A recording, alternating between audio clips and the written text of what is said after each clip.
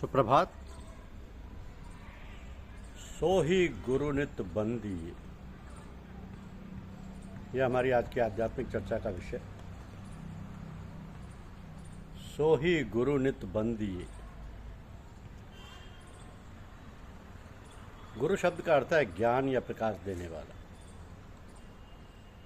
परमेश्वर आद्य सृष्टिकर्ता ब्रह्मादि के भी उपदेशक होने के कारण गुरुओं के भी गुरु हैं, क्योंकि सभी देहधारी गुरुजन काल से बाधित हैं और वह परमात्मा आदि और अंत से रहित तथा काल के संबंध से बाधित है।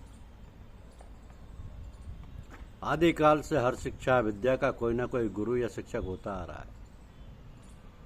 यद्यपि माता पिता अध्यापक आचार्य सभी गुरु ही हैं,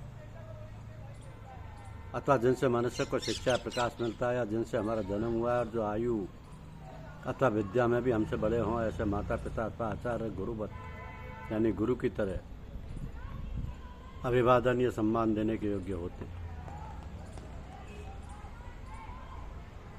माँ के मायने माता, मामी, चाची, भाभी, गुरु माता, ये सब माताएं अभिवादन के योग्य हैं। पितृ माने पिता, चाचा, दाऊ, मामा, मौसा, ये सभी अभिवादन के योग्य हैं। आचार्य मायने जो विप्र शिष्य का यज्ञोपवीत संस्कार करे और कल्प यानी यज्ञ विद्या तथा रहस्यों उपनिषदों के सहित वेद शाखा को पढ़ाए, उसे आचार्य कहते हैं। उपाध्याय जो ब्राह्मण वेद के एक देश यानी मंत्र तथा ब्राह्मण भाग को तथा वेदांगों यानी शिक्षा, कल्प, व्याकरण, निरुक्त, छंद, शास्त्र, ज्योतिष को जीविका के लिए पढ़ाता है, उसे उपाध्याय कहते हैं। तो हर कोई व्यक्ति गुरु नहीं होता जो अपनी सारी वासनाओं को मिट चुका हो, जो ईश्वर की इच्छा में अस्तित्वहीन हो गया हो, जिसके आचरण में कोई भी कार्य धर्म के विरुद्ध न दिखाई दे, जो सच्चरित्रता और सदाचार के आदर्श हों, हर समय परमात्मा में लीन रहने से जिनमें तद्रुपता आ गई हो, अथवा जो धर्मशास्त्रों के अनुसार गर्भाधान आदि संस्कारों को करता हुआ अन्नादि के द्वारा अपने पुत्र और शिष्य आदि का पालन पोषण करता है, उस व्यक्ति को गुरु कहते हैं। 10 उपाध्यायों की अपेक्षा आचार्य और 100 आचार्यों की अपेक्षा पिता और 1000 पिताओं की अपेक्षा माता गौरव में श्रेष्ठ है। और पैदा करने वाले पिता और ब्रह्म ज्ञानोपदेशक आचार्य, इन दोनों में से ब्रह्म ज्ञान देने वाला श्रेष्ठ है, क्योंकि आचार्य ब्रह्म ज्ञान रूपी फल वाला होने से मुमुक्ष यानी मोक्ष की इच्छा देने वाले के लिए श्लोक तथा परलोक में कल्याणप्रद है, अथवा जो शिष्य को कुमार के रास्ते से हटाकर सद्मार्ग के रास्ते पर चलाने का प्रयत्न करता है, गुरु के प्रयास के साथ सद्गुरु का प्रयास शिष्य के साथ में और उच्च स्तर का होता है। सद्गुरु और शिष्य उपासना के उपदेश या साधना के समय सद्गुरु या शिष्य दोनों के इंद्रिय के व्यापार समाप्त हो जाते हैं। ना ही अपने मुख से कोई उच्च शब्दोच्चारण किया जाता है और ना ही अपने मन में कोई कल्पना लाई जाती है, मगर उसका फल ब्रह्म चिंतन सम्मुख होता है। सद्गुरु का कार्य मनोमय कोश से लेकर विज्ञान में कोश तक का रहता है।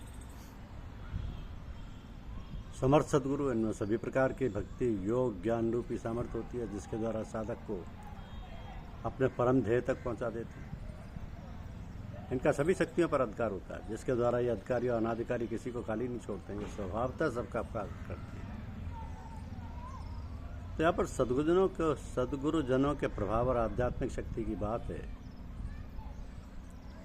वहाँ शिष्य को भी सच्चा जिज्ञासु, दृढ़ निश्चय वाला तथा जिसके हृदय में ईश्वर के सिवाय किसी वस्तु की चाहना ना हो या इच्छा ही ना हो, जो गुरुदेव का आज्ञाकारी हो, शिष्य में गुरु प्रेम का प्रभाव निरंतर हो, अपूर्ण और अधूरे गुरु से सीखे हुए अभ्यास से, जो कि स्वयं काम, क्रोध, मोह, लोभ, मद, मत्सर, अपमान, अहंकार में पड़ा है,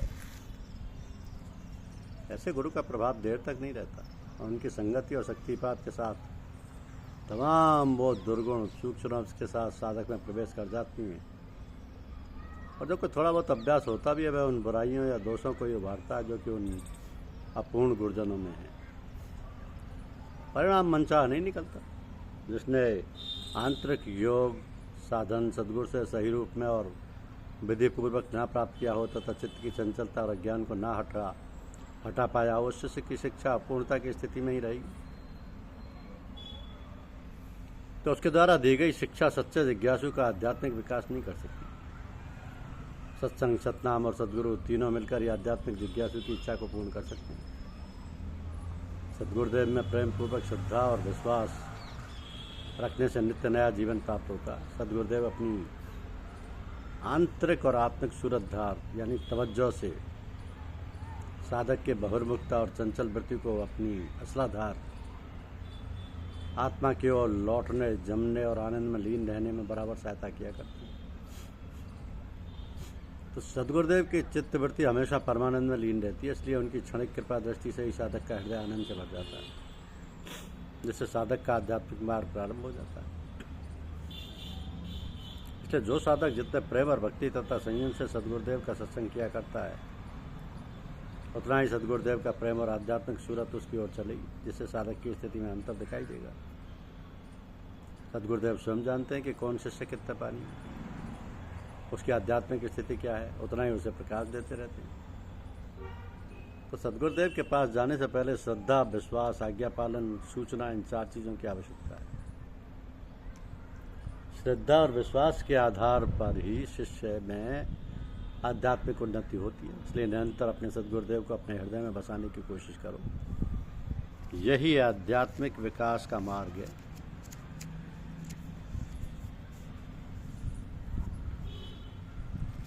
ध्यान की पद्धति के बारे में अनेक भाई जिज्ञासा करते हैं।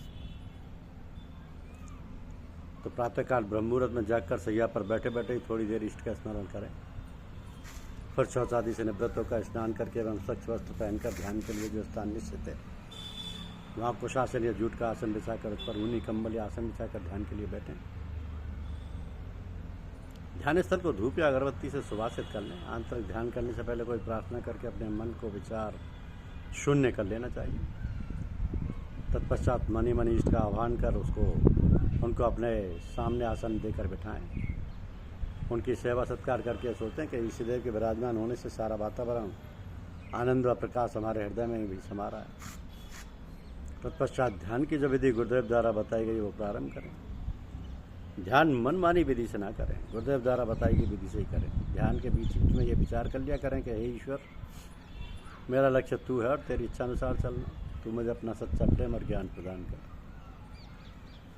इस प्रकार ध्यान के लिए जितना भी समय निश्चित किया गया उतनी देर ध्यान कर।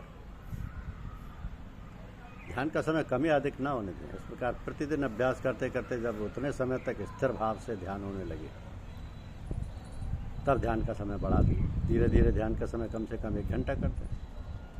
ध्यान करते समय यदि विचार आते हैं और चले जाते हैं परंतु ध्यान में बाधा नहीं पड़ती है तो स्थिति ठीक है, किंतु एक ही विचार आकर यदि रुक जाता है तो उसकी श्रृंखला बन जाती है, तो यह स्थिति ठीक नहीं। अब उस समय विचारों को ना हटा करके ध्यान रोकते हैं और ध्यान आरंभ करते वक्त की जाने वाली बातों को पुनः करें, यानी ध्यान को नए सिरे से प्रारंभ करें। ऐसा करने से विचार अपने आप चले जाएंगे। ध्यान समाप्त होने के उपरांत कुछ देर आंखें खोलकर शांत होकर बैठें, अपनी मानसिक स्थिति का अवलोकन करें। ऐसा करने से ध्यान से उत्पन्न होने वाली स्थिति हमारे अंतर में रस रम जाएगी। इसके उपरांत थोड़ा जलपान ग्रहण करें।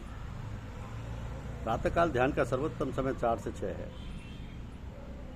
परंतु यदि किसी कारणवश उस समय ध्यान ना हो पाए तो ध्यान अन्य समय भी किया जा सकता है, परंतु ध्यान करना अवश्य चाहिए। सायंकाल भी सूर्यास्त के समय कम से कम आधा घंटा ध्यान करना चाहिए। सायंकाल ध्यान से पहले की जाने वाली प्रार्थना में घर के सभी प्राणियों को सम्मिलित कर लें। इससे उन पर भी आध्यात्मिक प्रभाव पड़ेगा और शुभ संस्कार बनेंगे। परंतु आंतरिक ध्यान के समय वहाँ बच्चों को उपस्थित नहीं होना चाहिए। उस समय भी जब हम दैनिक कार्यों में व्यस्त हों हमें ध्यान विस्मृत नहीं होना चाहिए। वस्तुतः प्रातःकाल ध्यान करने का उद्देश्य है कि सुबह से शाम तक कार्य में व्यस्त रहने के बावजूद ध्यान की अवस्था बनी रहे, और सायंकाल ध्यान का उद्देश्य यह है कि शाम को सुबह से शाम तक ध्यान की अवस्था बनी रहे। अब अपने दैनिक कार्यों को करते रहते, चलते फिरते, खाते पीते हर समय ध्यान का अभ्यास या इष्ट का स्मरण रहना चाहिए। इस सतत ध्यान की विधि भी गुरुदेव से पूछ लेनी चाहिए। विशेषकर भोजन के समय स्मरण बना रहना चाहिए, बातचीत आदि नहीं करनी चाहिए। तो जो लोग ध्यान के उपरांत तुरंत उठ जाते हैं या प्रार्थना करने लगते हैं या बात करने लगते हैं, इससे ध्यान में मन में जो हालत उत्पन्न होती है वो उड़ जाती है। इससे शांत बैठकर ध्यान की हालत को जज करना चाहिए। धन्यवाद।